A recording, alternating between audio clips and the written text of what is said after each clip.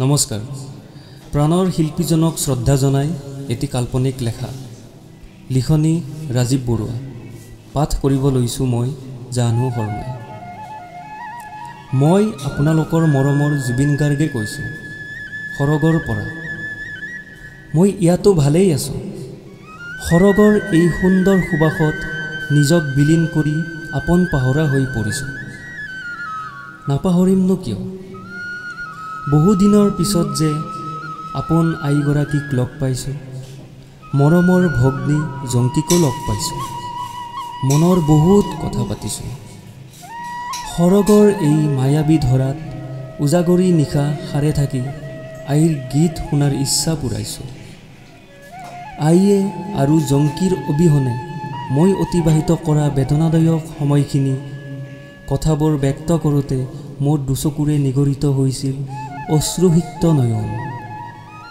সেয়া আছিল অভিমান তেওঁলোকৰ প্ৰতি।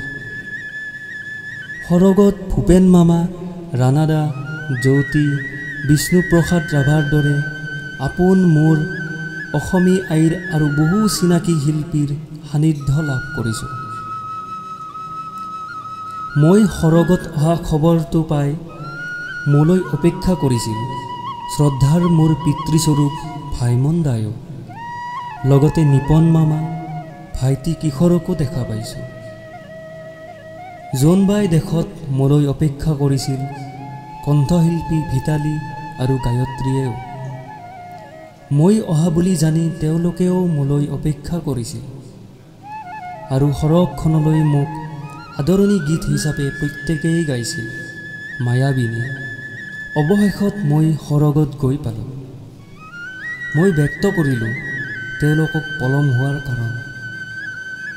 সাগৰ সীমনাত অতিক্ৰম কৰি ডাৱৰ আৱৰণ ফালি আকাশমাৰ্গেৰে অহা এৰোপ্লেন আৰু পুষ্পসজ্জিত বাহনত উঠি স্থলপথ হৈ জন্মভূমি অসম পাওঁতেই কিছু পলম হ'ল বুলি।